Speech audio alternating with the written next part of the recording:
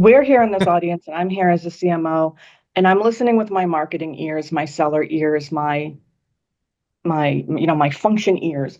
But it's not often that you hear something about the way that we change marketing and sales that also might help us as buyers, right? The sort of Yeah, other side of my personality where I'm interested in capturing value as a business buyer as well, and models that are new like this. right. And I think that's just kind of an interesting thing to explore a little bit, that this is good news for buyers and sellers. I absolutely agree. And I think that, we all SaaS sellers, we wanted that to begin with. So that, we, I was just talking to a vendor not too long ago that was telling me, oh, instead of using paid, I'm going to Forrester, and they are doing a 12-month study to give me an ROI that I can just put on my website, say, according to Forrester, I am 512 ROI over 6 months.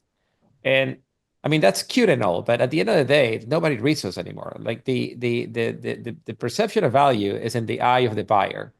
And if they don't perceive the value as being delivered, if they don't see it, if they don't understand it, they're not going to attribute it to you as a seller. So a better way to do value delivery is to agree with the buyer. What kind of outcome are you expecting out of this? Why are you buying the software? So what happens a year from now when the software has done its thing? What are you expecting to see?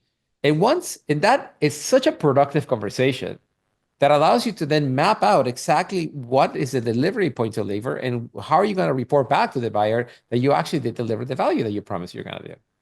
Mm, We're all here are in the business of promise making. yeah, Well, now we're going to be in the business of promise delivering too.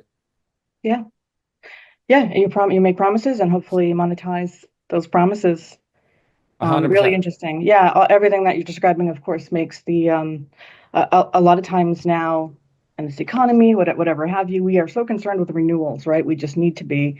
So our functions really have to shift. I think let's just say it was 50-50 new business versus renewals. Whatever your percentage was, it's changed, I think, in favor of renewals, at least in the businesses I've served for the last 5 years. Right. And we're always searching for ways to make those renewal conversations just, not only easier, but frictionless, right? We understood what you wanted in the first place. We talked about it, set some expectations, and here's some evidence that we kept that promise that we made. 100%. And I think as a seller, it's so much easier to sell value when the way that you price is through value. Hmm. So I was listening to a podcast where the CRO of Sierra, who is well-known player in the space that sells outcomes, was talking about how easy, what a dream is as a seller to, or even as a marketer, to say that you only buy Sierra and you only get outcomes. There is no setup fee, there is no proceed, there is none of that. Like if you don't get the outcomes, you don't pay. That Yeah. is such a disruption. And as a marketer, I love the fact that now you can tie your story all the way through monetization.